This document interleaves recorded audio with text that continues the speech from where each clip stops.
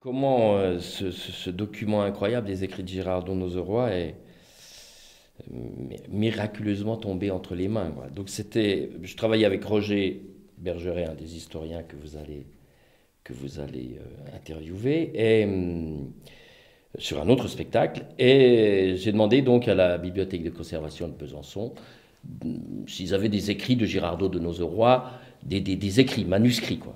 Et puis donc, voilà, j'ai eu quelques feuillets qui me sont tombés sous les yeux. J'étais ému parce que j'avais rencontré les écrits de Girardot de Nozeroy dans un autre spectacle, donc il y a une sorte d'émotion comme ça, pour le fait de voir écrit un homme qu'on a un petit peu déjà rencontré dans la langue, quoi. Et j'ai lu les écrits, et là, alors là, c'est une toute autre surprise, quoi. C'est-à-dire que le contenu, un peu comme les spectateurs sortant du spectacle, je me dis, mais comment un homme du XVIIe siècle a pu écrire des choses comme ça, quoi. Ça révolutionne l'idée qu'on se fait. L'idée qu'on se fait qu'un néophyte se fait du XVIIe siècle, Descartes, le corps, séparé de l'esprit, le corps, une mécanique froide, enfin, voilà, c'était l'idée voilà, l'idée que j'avais du XVIIe siècle, c'était ça. Une sorte de chrétienté qui met, un catholicisme qui met un poids comme ça sur le corps. Et là, au contraire, on a l'expérience d'un corps libéré, enfin, ou disons d'un corps qui se libère. On est dans l'hérésie la plus totale. Et ça, c'est ce qui fait que l'on s'étonne devant ce texte, en se demandant mais quelles ont pu bien être les sources, qu'est-ce qui a pu inspirer à Girardot cette démarche totalement qui va à l'encontre de l'orthodoxie catholique.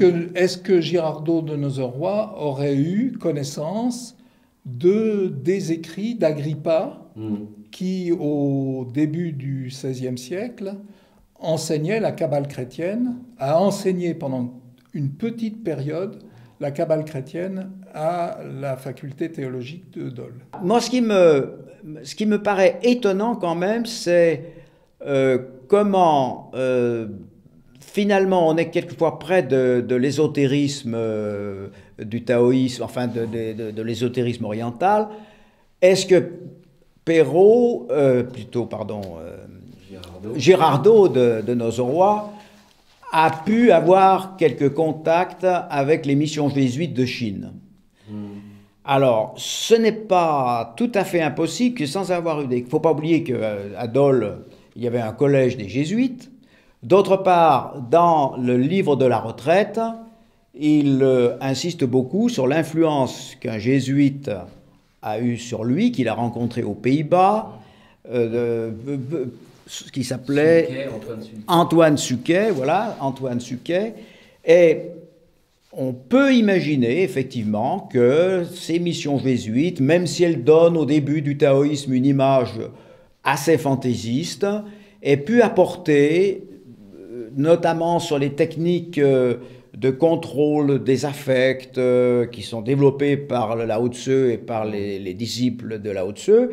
Est-ce qu'on peut imaginer aussi que tout ce qu'il dit du souffle, du contrôle du corps, ait pu transiter par des jésuites un peu plus, disons, un peu plus immergés dans la culture chinoise que les Ricci et autres bons pères qui travaillaient alors en Chine? C'est une hypothèse, ça peut être un des vecteurs possibles. C'est alors que je m'absentais de mon corps en un suspens au-dessus de lui. Ce que j'insupporte n'ont qu'à sortir. Fin du chapitre 1er. Chapitre 2e. Quand elle était sur moi, j'avais ordre de fermer les yeux, mais je trichais maintes fois pour jouir de son petit visage sérieux penché sur lui-même, concentré gravement sur les effets du plaisir et fier de donner à l'homme le jouir.